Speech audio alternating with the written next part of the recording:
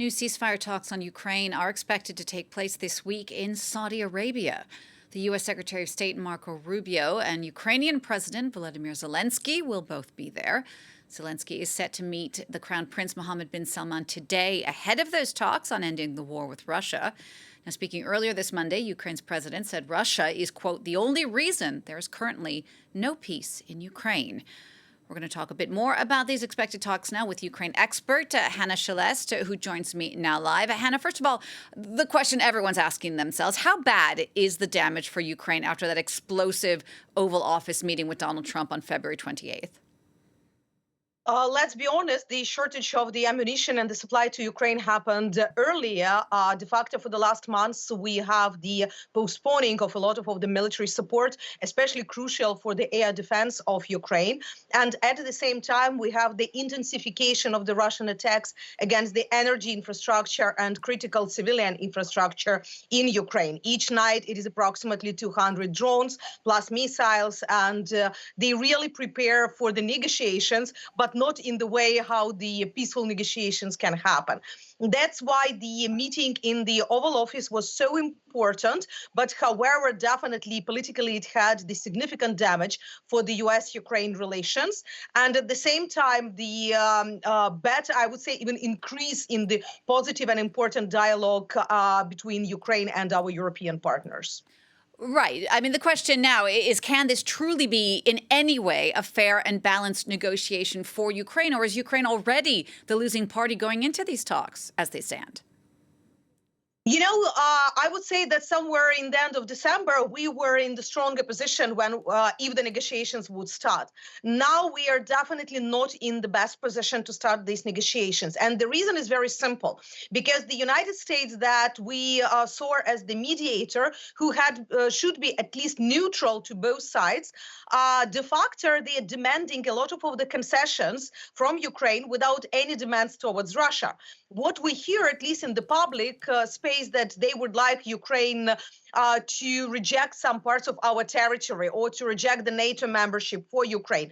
All of these are demands of the Russian Federation. So it is not something new that the United States is proposing as the possible compromise, but they just took the playbook of the Kremlin back in December 2021, even with the increased demands from Moscow, and now propose it as the possible concessions from Ukraine as the goodwill to start negotiations. Indeed. And the other thing is at the moment, it seems like Donald Trump has no leverage at all when it comes to Vladimir Putin. I mean, again, what would be keeping Vladimir Putin from just continuing what he's doing right now in Ukraine? Nothing. No, there are leverages. The question is that we don't see any desire to use these leverages because there is some naivety in Washington now that Putin really would like to have some peace. When you would like to have some peace, you are not behaving like this. So first of all, we are speaking about sanctions, like energy sanctions. They are still not implemented in full. There are a big room for maneuver, and that is where the United States has the important role. Then we are speaking about the Russian frozen assets that are currently in many countries are saved in the US dollars. So again, that is in the hands of the United States to work with these.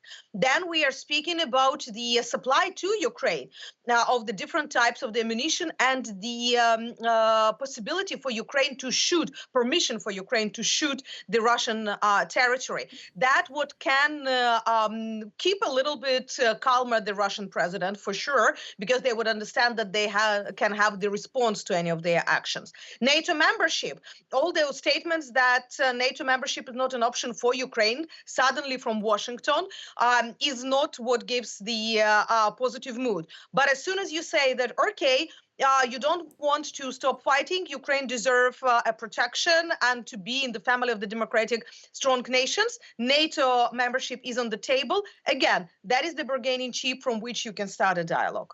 And Hanna, just to wrap up, I mean, how can any of this negotiation move forward without the participation of the European Union, who've not been invited to these talks? That is probably the biggest nonsense, and that's where Ukraine and Ukrainian leadership constantly saying that the real peace talk should be with the participation of the different European countries, if not the whole European Union, because they are providing now even bigger support to Ukraine than the United States. So here, the only explanation is that in Riyadh, we would have not the peace talks, but the Russian-US negotiations, because we have our agenda as well. And we know that the United Kingdom is consulting Ukraine in this way. But when the peace negotiations would happen, that's where the European Union would join the United Kingdom. And Ukraine is also insisting on Turkish participation because they keep a serious responsibility for the Black Sea security. Hanna, thank you for sharing your expertise with us. Hanna Shelest, they're speaking to me live.